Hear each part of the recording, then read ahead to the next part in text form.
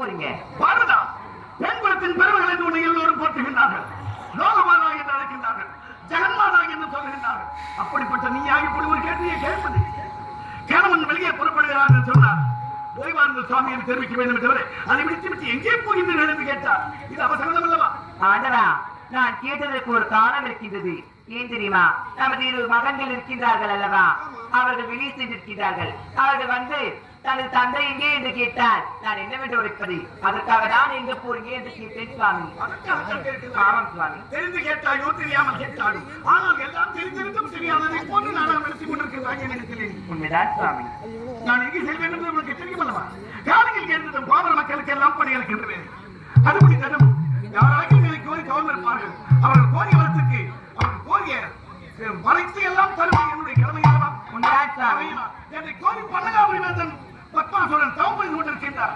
அவன் கோரி வரத்தை தர வேண்டும், வேறொன்றுமல்ல. வருகிறேன் சுவாமி. நிலங்க, அவன் போக வேண்டாம் சுவாமி. அவனோ ஒரு கொடிய அரக்கன். அவனுக்கு நீங்கள் வரத்தை கொடுத்து விட்டால் தேவர்களுக்கும் மூவர்களுக்கும் தேவையில்லாத வேலைகள் அடைபெறும் சுவாமி. வேண்டாம் சுவாமி.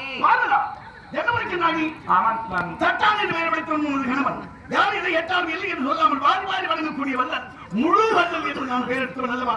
அப்படி இருக்கின்ற பொழுது அவன் என்னை கோரி கோபம் இருக்கின்றான் என்றால் அவன் கோரிக்கை வரத்தை நான் தர வேண்டும் அல்லவா? சுவாமி வேண்டாம் சுவாமி. அங்கு போனால்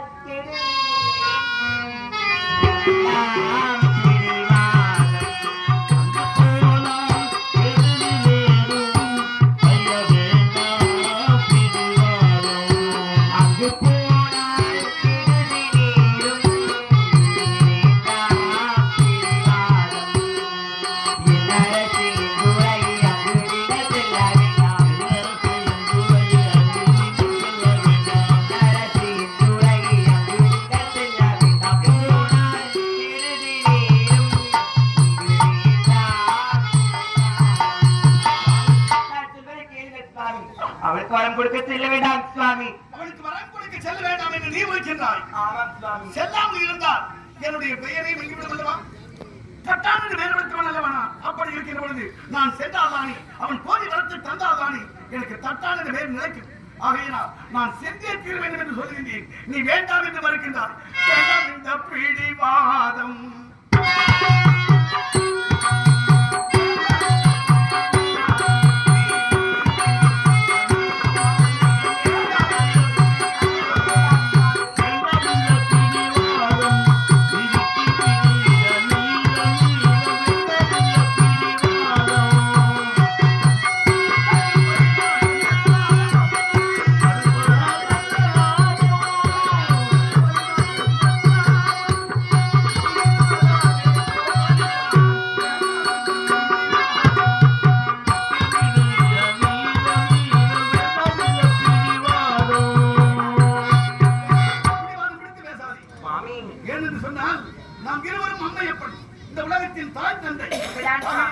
எல்லா ஜீவராசிகளுக்கும் நான் தான் தாய் தந்தை.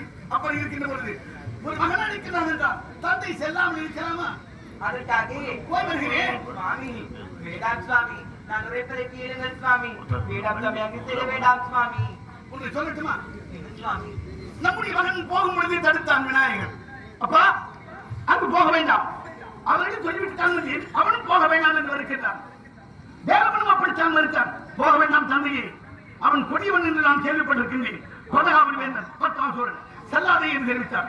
யார் எத்தனை நான் தடுத்த பொழுதும் நான் எல்லோருடைய கட்டளைக்கு எனக்கும் எல்லோருடைய வாக்குக்கு எனக்கும் எல்லோரும் வேண்டுதலுக்கு எனக்கும் நான் சென்று தர வேண்டும் அல்லவா? ஆகையினால் சென்று வருகிறேன். கடவுளை விட்டு வருகிறேன்.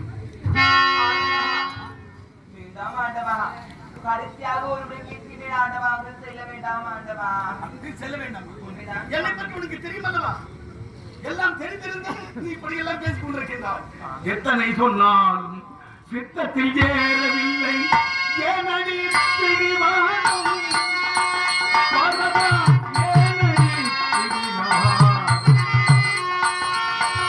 எத்தனை சொன்னாலும் சித்தத்தில் ஏற்கவில்லை.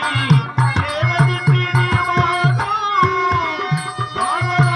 ஏனடி பிடிவாதம்?